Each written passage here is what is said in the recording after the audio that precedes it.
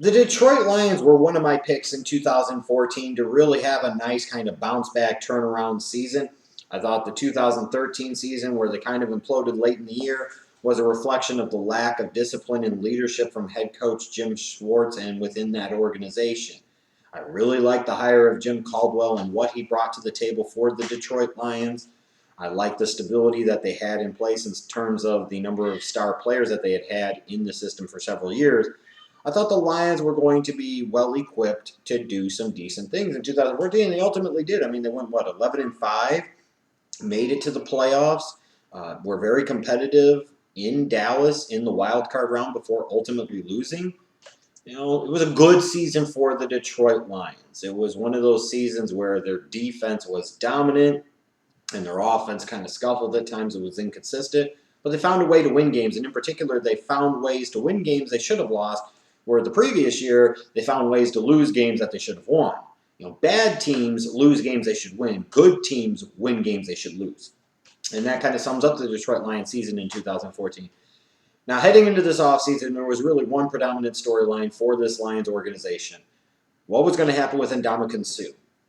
A former number 2 overall pick out of Nebraska in 2010, was that guy. He was that beast on that defensive line and in that Detroit Lions 4-3 defense. He was that factor. He was that difference maker. He was easily their defensive franchise player, one of the elite defensive linemen, clearly in all of the National Football League. Where the Detroit Lions, a team that already had a ton of money tied up into Matthew Stafford, a ton of money tied up into Calvin Johnson, going to sit there and fork over a ton of money to lock up a guy like Suh. Well, ultimately, teams came calling. The Miami Dolphins gave him an offer that was too good to refuse, and he ended up leaving town. And, in some ways, that's terrible for the Detroit Lions because so much of what they did on defense started with Ndamukong Suh and what he could do and what he could affect from his defensive tackle position. But at the same token, one player alone does not make you a Super Bowl champion, especially if that one player is not a quarterback. Do you really want to pay elite quarterback money to a defensive tackle? So long term, it might be the best thing ever for the Detroit Lions organization because it'll allow them to take some of that money they would have had to commit into a Suh long term and be able to reinvest in other areas of their organization when needed. Now, in terms of other losses they had, I can sit there and say they didn't have a ton of losses. Suh is a big one. He definitely is a massive one, especially for this upcoming season. But, you could say Nick Fairley went to the Rams on a one-year deal, and while it was a good deal for the Rams and a good deal for Fairley in terms of being on a one-year prove-it deal, this was a guy that struggled with his weight and really wasn't much of a factor in 2014, never really was much of a factor at all, honestly, in his 4 years in Detroit. So, frankly, what did Detroit really lose? And then you look at Reggie Bush.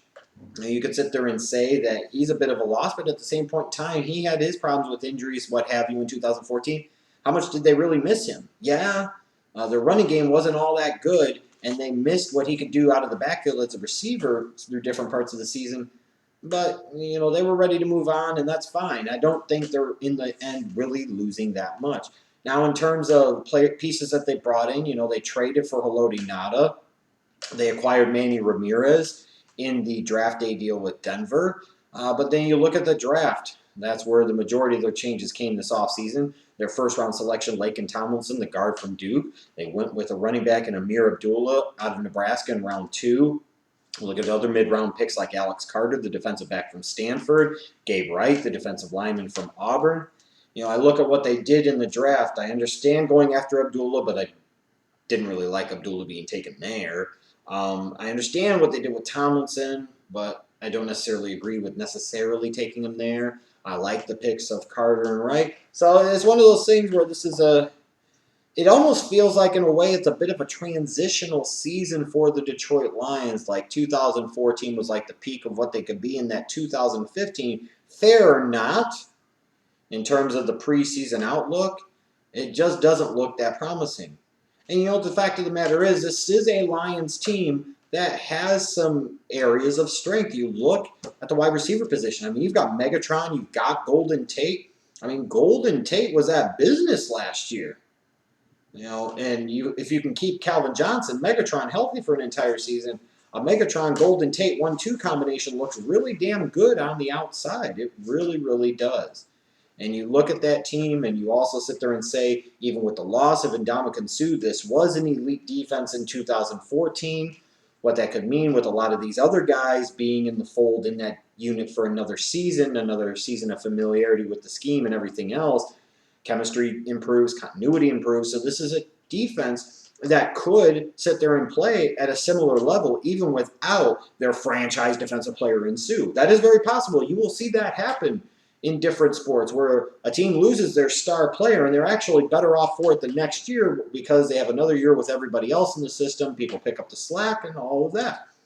So I would expect this Detroit Lions defense to still be pretty good and maybe still be elite in 2015. But I have some concerns. I look at Matthew Stafford. There are times where I don't always agree with the assessment that he's the Jay Cutler of Michigan.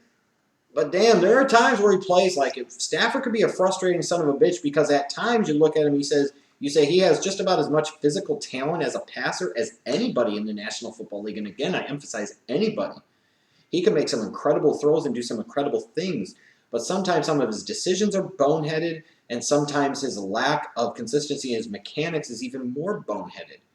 You just look at him and you get frustrated because you're like, you could be so much more than what you are, which is a better Jay Cutler. You could be a truly elite quarterback in the league, but you're just a better Jay Cutler. So for the Lions standpoint, Stafford wasn't all that great in 2014. They're going to need him to be better in 2015, and is he going to be? Now, I also look at that offensive line. It's an offensive line that struggled to protect Matthew Stafford throughout 2014. They struggled at times to open up holes in the running game. Did they really get that much better in the offseason, even with the drafting of a Laken Tomlinson, even with the trading for a guy like a Manny Ramirez? And then I also got to look at them from a defensive standpoint, too. What's life going to be like with them after Ndamukong Suh on the defensive side of the ball? I mean, he's been that dude. He's been that guy for them the past 5 years. You don't just replace an Ndamukong Suh. It doesn't just happen. You don't have anybody that could step up and be that guy. And that could potentially be a huge loss. How is this team going to adjust without having their best player on the defensive side of the ball anymore? It's an interesting question. You could talk about them trading for Haloti Ngata, but this is a Ngata that for so long played in a different system. I believe he's injured right now, could be missing some time, and a Ngata that's older than an Ndamukong Suh by a couple of years. So, there's some serious concerns with that defense, even though I think they could still be a really good unit based off of what they're going to do without Ndamukong Suh. Now, in terms of players to watch for this team in 2015, I'll go to the offensive side of the ball. I look first at Amir Abdullah, their second-round pick out of Nebraska. They need him to play like he was worth a second-round pick, even though I don't think he was. They need him to be an impact ball carrier right away because they need to take pressure off of Matthew Stafford and need to be able to keep defenses honest, which could open up things outside for Megatron and for Golden Tate. They also really need their first-round pick from last year, Eric Ebron, to step up and be that guy. Personally, I understood in 2014 while they took Eric Ebron.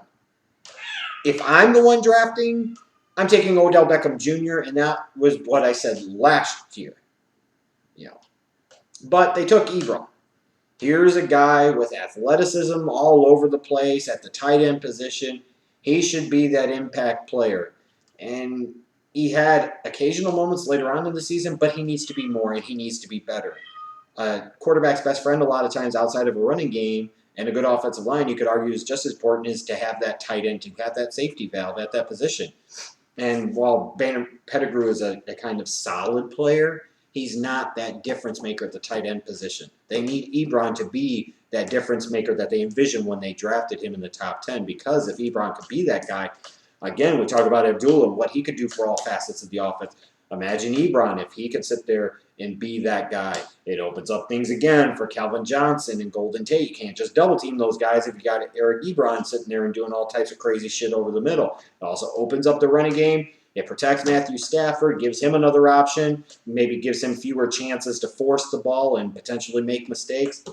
Those are two guys in Abdullah and Ebron that I think are very critical to the Lions' success on the offensive side of the ball in 2015. And on the defensive side of the ball, you look at Haloti Ngata. They gave up a couple of mid-round picks to go get him. They're going to need him to play and produce at some point in time.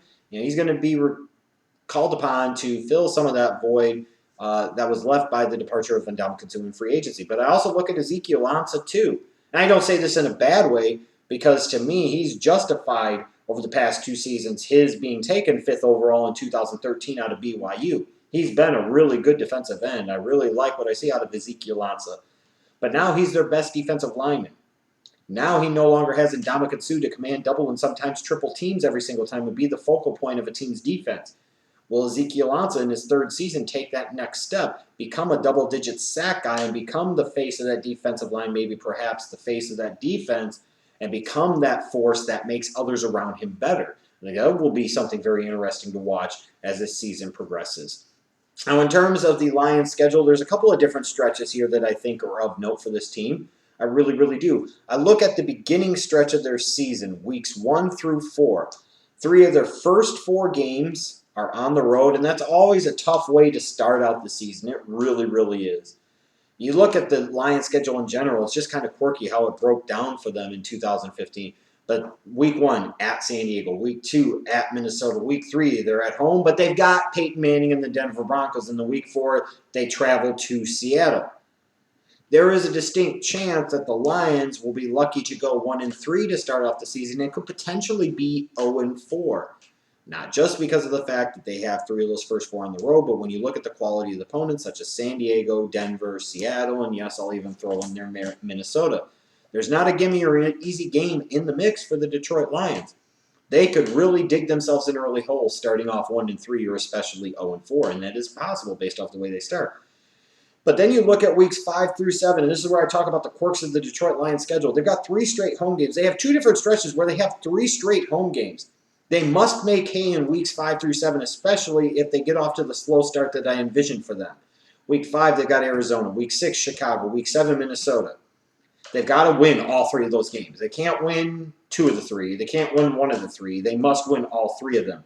If they want to get back into the playoff mix again in 2015, the Lions have to figure out a way as much as they can to try and go 2-2 in those first 4 games. And just as importantly, if not more so, they must win all 3 of those home games, week 5 through 7 against Arizona, Chicago, and Minnesota. They have to. If they go 1-3 the first 4 weeks and then they only win 2 out of 3 at home in weeks 5 through 7, you're talking about a 3-4 team. That's not going to be good enough for Detroit to be able to make it back to the playoffs. But then again, you look at week 11 through 13. They've got Oakland at home, Philadelphia at home, Green Bay at home. You would expect Oakland to be a little bit improved. And the fact that the 2 following weeks, the Lions could potentially have the Eagles and the Packers, it could be a bit of a trap game. It could be a look-ahead game. So there's still dangerous games, even though, again, those 3 games at home are at home. When I look at the Detroit Lions overall, like I said, their schedule is kind of quirky. 3 of their first 4 on the road and against quality opponents. And the one home game they've got is against quality opponent like the Denver Broncos. But they've got 2 different stretches of the season where they have 3 straight home games. Just weird how the hell that worked out. I just don't like the vibe that I get from the Detroit Lions this year. I just really, really don't. I mean, they haven't lost a ton, but they did lose Ndamukong Suh. Does losing one player automatically make them that much worse? I don't know if it does. But you look at the division, you say you've got Green Bay there, and they're still the class of that division. You've got an improving Minnesota team, a Chicago team that may be improved even if the record doesn't reflect it, but they will be better coached than they have been the past 2 seasons, that's for sure. When you look at the improved quality of schedule that the Lions play in 2015, I look and I say Stafford, I don't know if he's ever going to develop into that guy that he should. Will guys like Abdullah and Ebron establish themselves, improve themselves? What's Anata going to do after playing so many years in one system, in one role, playing in another system and in another role? There's a lot of questions for me there. I don't anticipate the Detroit Lions completely and totally falling apart, although if they do start off the year really poorly, especially like I said, going 0-4 the first 4 weeks, they'll just be in a ditch that they can't get themselves out of. They'll win 7 games, maybe 8. This is a team that's, with improved play out of the offense, could still win 10 games.